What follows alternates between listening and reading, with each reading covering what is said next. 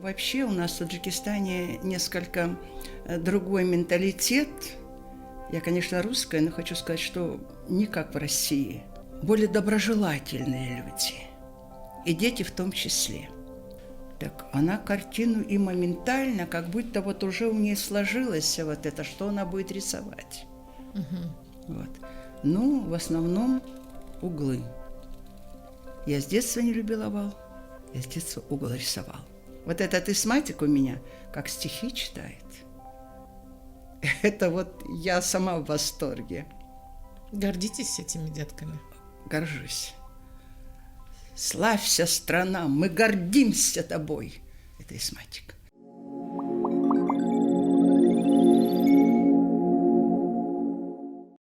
Привет, это очередной эпизод цикла «Мне не страшно», который Академия трех медведей пишет совместно с общественной организацией «Руда» и национальной сетью «Ранний старт». Именно они нам помогли найти героев и специалистов. Мы говорим откровенно о детях с аутизмом, о семьях, воспитывающих детей с особенностями развития, о специалистах, которые работают с детьми и их родителями. Меня зовут Зибота Джибаева. Сегодня у меня в гостях преподаватель Логинова Людмила Алексеевна. Она является преподавателем начальных классов школы номер 54 города Душанбе. Здравствуйте, Людмила Алексеевна. Здравствуйте. Вы преподаете в 2 инклюзивных классах начальных, да? Сколько сейчас у вас деток? Всего в 2 классах у меня 3 ребенка с особенностями развития. В 4 классе 2. И 1 девочку в этом году привели в 1 класс. Вы не берете их специально больше или просто так задумано, или родители не приводят? Нет, это кого посадили, кого привели, как я могу отказываться или не отказываться. То есть вы могли бы взять больше деток? Класс. Или это все-таки довольно сложно будет? Это довольно сложно, хорошо, если есть тьютор. А без тьютора практически невозможно. А тьютора в вашем классе нет? Есть. Есть, да? Да. Давайте сначала мы подробнее расскажем нашим слушателям, кто такой тьютор. Потому что есть тьюторы, которые просто сопровождают детей в школу, потом некоторое время находятся в классах. А есть тьюторы, которые работают непосредственно уже с детьми в классе. Так, это наставник, да? Да. У вас... Наставник, попечитель. У вас тьютор – это именно тот, который занимается с детьми, помогает заниматься с детьми в классе. Да, в классе. И она еще занимается с ними. Там у нас есть ресурсный центр. Пока не забрали детей, она тоже там с ними находится. А родители могут первое время приходить и присутствовать на занятиях? Пожалуйста, в любое время, сколько хотят, когда хотят. Вообще-то родители должны вообще интересоваться, как ребенок учится, в каких условиях учится, какие проблемы, может быть, у ребенка или учителя. Но, к сожалению... Не всегда так происходит. Да? Не происходит такого практически. А первое время же ребенка довольно, с особенностями развития довольно сложно ему адаптироваться, да? Сложно, но дело в том, что у меня дети всегда с тьютором. Вот. Потому что действительно, особенно вот в 1 классе, во 2 классе, ребенок без тьютора, учитель не в состоянии вот и тот класс вести всех, и с этим ребенком заниматься. Это практически невозможно, потому что может закапризничать ребенок, может ему там плохо там, или еще что-то. И отвлекать учителя, чтобы вывести этого ребенка, нельзя. Еще остается целый класс, которые всегда рады остаться без учителя. Вот. Поэтому у меня и в 1 классе тьютор, и в 4 классе тьютор. Но она на 2 сейчас. У вас отдельно, да, для 1 класса тьютор и отдельно для 4? Это 1 человек. Это 1 человек. Просто дети в разные смены учатся. Да, 1 смену 1 класс. Она приходит с самого утра к 1 уроку и уводит, когда мы заканчиваем. Но у нее там еще дети, с которыми она там занимается. Вот. А потом приходит во 2 смену.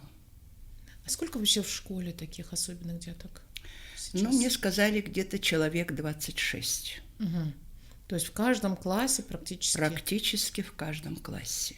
Насколько позволяют сейчас другие школы, да, себе такие возможности инклюзивный класс открывать? Потому что, в принципе, по закону, насколько мне известно, да, может быть инклюзивный класс в любой общеобразовательной школе. Да, в любой образовательной школе. Но опыт такой только есть в 54-й. Ну, в общем, как-то я не интересовалась этим вопросом. Я считала, что ни одна школа не имеет права отказать такому ребенку. А вы как-то программу адаптируете под него? Естественно, у нас у каждого ребенка своя индивидуальная программа. Вот у меня в 4 классе 2 ребенка, мальчик и девочка. Но по подготовленности, по восприятию они совершенно разные. И поэтому по одной программе они работать не могут. У каждого ребенка своя индивидуальная программа, которая учитывает возможности ребенка. Понимаете, даже у других детей они не все одинаково учатся. Кто-то быстрее воспринимает, кому-то надо 5 раз объяснить и не дойдет. А с этими особенно надо заниматься так, чтобы ребенку и нравилось учиться, чтобы не получилось, что он сказал, что я не пойду в школу. Это они могут сказать. А как воспринимают нормотипичные дети своих сверстников с особенностями? Но в моих классах нормально.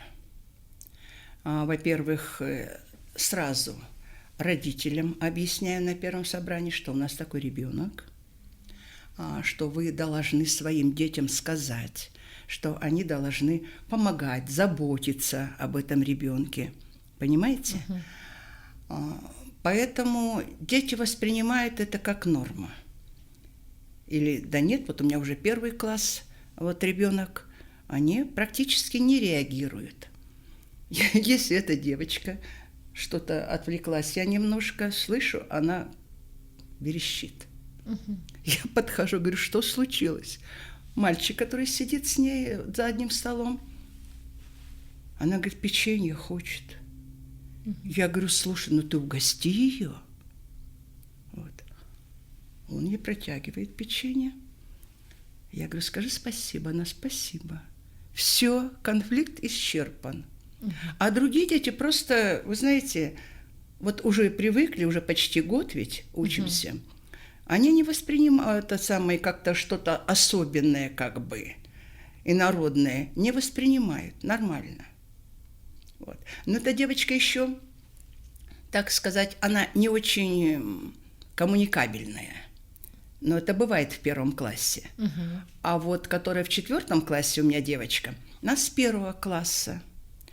Вот она так сошлась с девочками, так любит ее до сих пор. Урок закончился, она бегом к этим девочкам сядет и сидит. Но они с ней разговаривают, там подарочки ей дарят. Как уж там общается, я так слежу, я уже доверяю ей. Тем более тьютор здесь в классе. Она на 2, особенно вот эта девочка, она не может даже прийти сама, может заблудиться.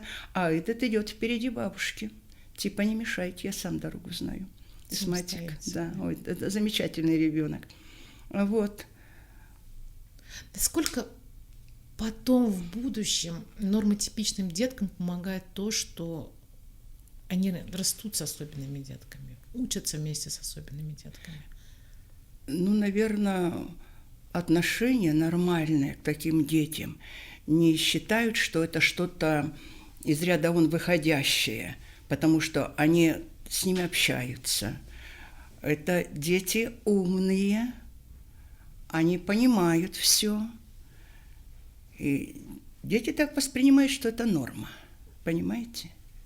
В отличие от нас, да, которые выросли вот как раз-таки без инклюзивного. Ну, я не знаю, я про себя не могу сказать. Но, по-моему, вообще у нас в Таджикистане несколько другой менталитет. Я, конечно, русская, но хочу сказать, что не как в России. Вот. Более доброжелательные люди. И дети в том числе. Вот я не помню, чтобы когда-нибудь Исматика и особенно Аминочку обидели. А родителям было ли когда-нибудь такое, что кто-то из родителей просто отказывался, чтобы их ребенок учился в инклюзивном классе? Нет, у меня такого не было. То есть все с пониманием. Ну, с пониманием просто такого вопроса не возникает. А чем эти дети отличаются от других? Астматик, вы знаете, я говорю, вот я в восторге от этого ребенка. Только что у него вот речь немножко замедленная, так как бы заикается. Но дело в том, что вот он пишет, вот сидят дети вокруг, он никогда, если списывает, не сделает ошибку. Пишет чисто, красиво, аккуратненько. Я привожу его всегда в пример с теми, кто сидит рядом с ним, которые корябают неизвестно как, да еще миллион ошибок. Так что могут, какие претензии предъявить к этим детям? Я говорю, Аечку любят все девочки. Значит, с астматиком мальчики здороваются, что-то они там говорят. Теперь уже он включается, если они там разговаривают, он подходит, включается в этот разговор или просто слушает. Понимаете, это норма. Так какие претензии могут быть у родителей? Абсолютно никаких. Ну, мало ли там. Ну, я не знаю, у меня вот в практике такого не было. А что опасаются родители особенных деток перед тем, как отдать в школу? Перед тем, как они отдать же в школу, да. встречаются с вами, говорят. Да. Ну, это в основном они боятся, что детей будут обижать. Это самое большое опасение. Самое большое опасение. Но я сразу говорю, я гарантирую, что вашего ребенка никто никогда не обидит. Поэтому объясняю детям, что нужно дружить, что нужно помочь, если есть возможность. Вот как с этим печеньем. Он бы дал. Дети добрые, но она, знаете, буром на него. Он просто растерялся. Он растерялся вот так, и говорю, что случилось? Она печенье хочет. Все, исчерпан конфликт. Потом опять вытаскивает уже на другой день. Я, говорит, хочу Самину угостить. Я говорю, молодец, правильно. Говорю, Саминочка, иди, тебе Абубакр печенье хочет дать. Но Саминочка побежала, села. Они покушали это печенье. Вот. Так А что еще кроме? Ну, они еще опасаются то, что ребенок не будет успевать получать знания. Но это естественно. Потому что, я говорю, у всех детей разное восприятие. Кто-то быстрее понимает с одного раза, кому-то нужно несколько раз. А эти дети, у них как бы замедленное восприятие. Вот даже я могу привести такой пример – диктант. Диктует, сидит этот астматик, сидит эта Аминочка, сидит этот класс. А они не зацикливаются, что надо помедленнее, что проговорить слово. Раз написали. Астматик не успевает. Вот. Писать он будет хорошо, без ошибок, но ему надо диктовать медленнее. Он не успевает, скорость у него не такая. Значит, тьютор пишет так, как другие дети, а потом уже диктует по той скорости, как может писать астматик. Вот, да. И он пишет превосходно. А как понять, готов ли ребенок к школе? Потому что не все. Вот к вам приводят, и какие требования к ребенку, что вот он действительно может пойти уже в школу? Ну, во-первых, прежде чем пойти в школу, создается комиссия. Там психолог, педагог, там социальный работник, еще что-то. И разговаривает с ребенком.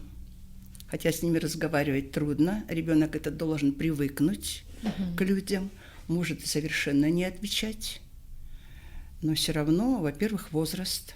Нужно идти в школу. И вот эта девочка, которая пришла в 1 класс, у нее был репетитор. Она хорошо читает, но пишет изумительно. Чисто, быстро, главное. Знаете, раз она уже написала. Вот.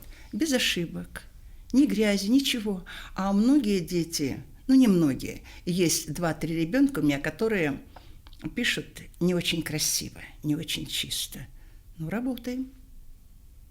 Так что, в принципе... А комиссия вообще при школе, да, проводится? Комиссия проводится при школе? Да, конечно. Родители привозят, и решается вопрос Надо ли ему еще подготовиться или уже можно? Нет, в смысле о подготовке речи нет.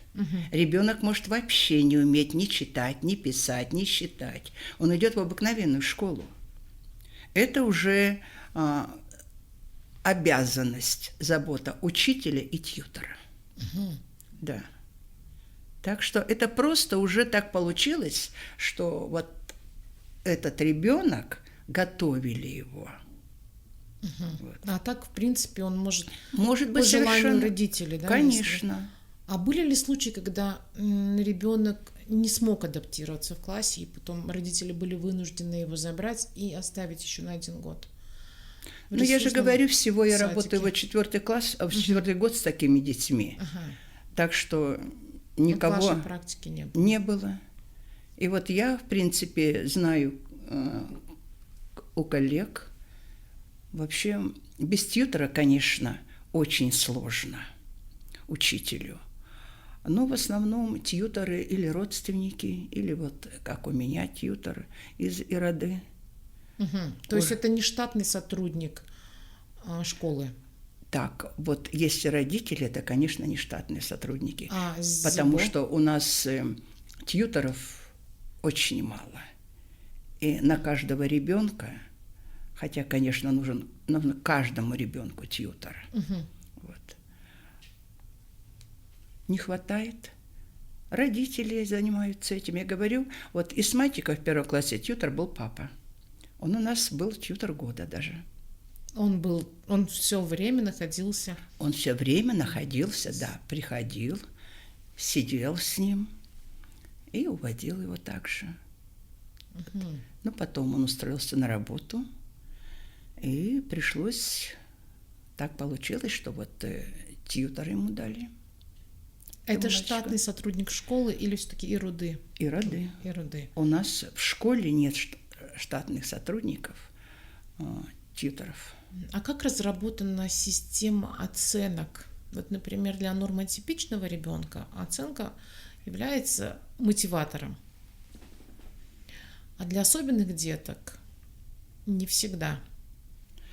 Но вот у моих деток они очень хорошо понимают оценки. Очень хорошо. Даже в 1 классе. Пока еще, вот в 1 классе, пока она еще не это самое, как сказать, ну, она пишет очень хорошо, постоянно 5, 5, 5, и в дневнике 5. Я ей говорю, вот покажи папе, скажи, как ты хорошо учишься. Ну, она, в принципе, делает вид, что она меня не слышит и не видит. Вот. Ну, родители же смотрят. Вот. А уж что Аечка, что Исматик, это 4 поставишь, это трагедия для него. Но он заслуживает, понимаете? И он понимает, что нужно оценку исправить, что нужно получить в следующий раз обязательно 5. Ну, конечно, он старается. И для них такая же вот система оценок. Ну, конечно, не такая. Я же не могу поставить это самое Аечке 5 и соседке, которая сидит с ней. Эта соседка может и 3 получить, а может и ниже, а Аечки нет. Я не собираюсь еще нервировать ребенка плохой оценкой. Дети с особенностями ментального развития быстро устают эмоционально. А есть ли какой-нибудь способ или, может быть, какая-то программа или отдельное помещение, где они могут разгрузиться, да, эмоционально? Вот это еще называется сенсорная разгрузка для ребенка. У нас есть ресурсный центр. Там и игры, и картинки даже, по-моему, вот прыгает, как называется? Батут. Батут. Это во-первых. Во-вторых, очень хорошо оборудована детская площадка на улице. И вот тьютор выводит, ну, это обычно 10-15 минут, недолго. Вот. Они там отдохнули, вот уже вот эти 4 класс, они больше выдерживают. А вот первоклассница, ей труднее. Она начинает капризничать, сразу тьютор выводит ее, там приводит уже снова, она успокоилась и начинает рисовать или писать, или что там я говорю, а она ей повторяет вот то, что я говорю. А сколько в классе детей у вас сейчас в 1? У меня 38 человек. И не мешает, да, тьютор, например, другим деткам, потому что она же Нет, потом нет, нет. Всегда детей таких сажаем около двери, Мгм. в смысле на первой партии.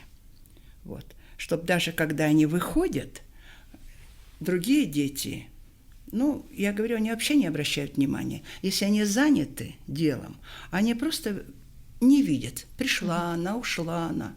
Говорит она очень тихо, только слышит эта девочка ее. Так что классу абсолютно не мешает.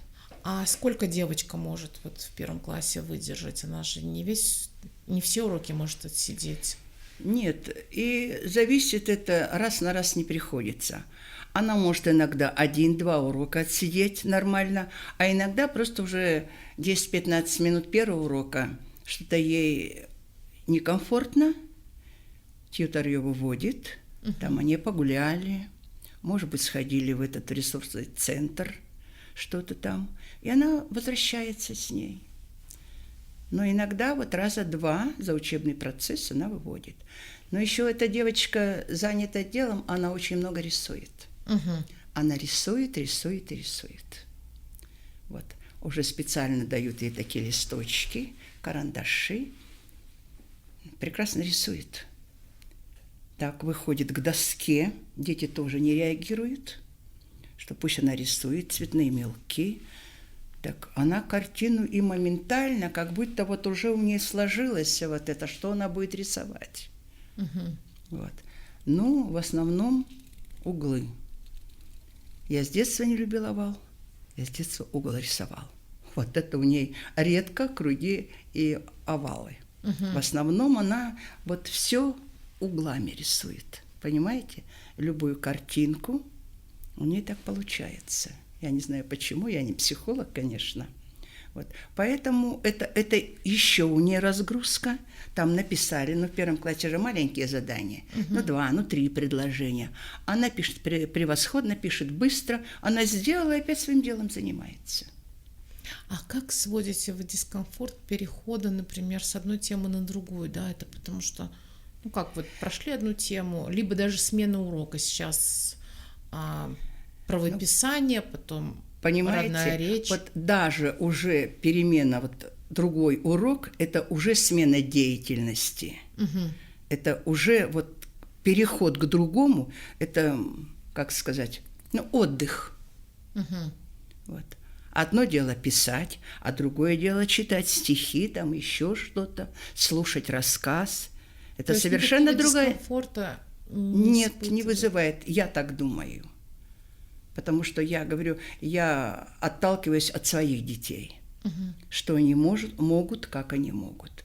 Может, у кого-то другие проблемы, я не знаю, вот у меня такой проблемы нет. Людмила Алексеевна, почему вы решили работать с особенными детками? А меня никто не спрашивал. Серьезно? Просто вот мама Аечки, я знакома с их семьей давным-давно. Вот. А когда Аечке время пришло в школу идти, они дождались, когда я возьму 1 класс. Вот. Привели Аечку. Так, мама и Сматика тоже работают в Вироде. Ну и вместе. Как я могу отказаться? Понимаете? А не было первое время страшно, что а вдруг что-то пойдет не так? Да что я не думала об этом. Даже не думали. Это же дети, что пойдет не так? Ну, вдруг не получится. Ну, не знаю, у меня замечательные тьюторы всегда были. Вот сейчас я прямо боюсь говорить, и Сматик, он таким себя самостоятельным считает. А вот во 2 классе у него иногда были вот это вот вспышки агрессии. Вот, он мог закричать, там завизжать. Вот хорошо, говорю, тьютор, она раз и уводила. Успокоила, он приходит совершенно спокойный. Так, в принципе, не агрессивные дети там, ну как не получится-то? Они же соображают, они хорошо думают, понимаете? Вот этот Исматик у меня как стихи читает. Это вот я сама в восторге. Гордитесь этими детками? Горжусь. «Славься, страна, мы гордимся тобой». Это Исматик. Вот с таким выражением любит читать. Точно так же решает хорошо. Вы знаете, такой случай был. Это во 2 классе. Только перешли через десяток. Начали столбиком решать, там, складывать, отнимать. И пришли в класс. Ну, я не знаю, наверное, другие учителя иногда приходят, редко, но приходят. Ну, я одного ребенка спросила, другого ребенка, чтобы Исматик включился, что нужно, что мы решаем. Потом его. Значит, продиктовала пример, он столбиком написал, но я побоялась, что он не сможет решить. Я говорю, дети, палочки. Они мне раз сразу кучу палочек. Значит, палочки десяток. По десяткам. Я думаю, он скажет, вот 37, раз, два, три, и 7 отдельно палочек. Потом еще так. Он не обратил внимания на эти палочки, он спокойно решил. Хорошо, я обрадовалась. Другой пример. Опять решил. Но как я не буду гордиться этим ребенком? Пишет превосходно, решает, стихи читает, только что не поет и не пляшет. Но это, может быть, еще в дальнейшем другой учитель научит. Вот. Спасибо большое, Людмила Алексеевна, за сегодняшний разговор. Подкаст создан в рамках проекта «Ранние годы. Время возможностей» при финансовой поддержке Института Открытое общество, Фонд содействия Таджикистана. Содержание подкаста может не отображать официальную позицию Института Открытое общество. Спасибо большое.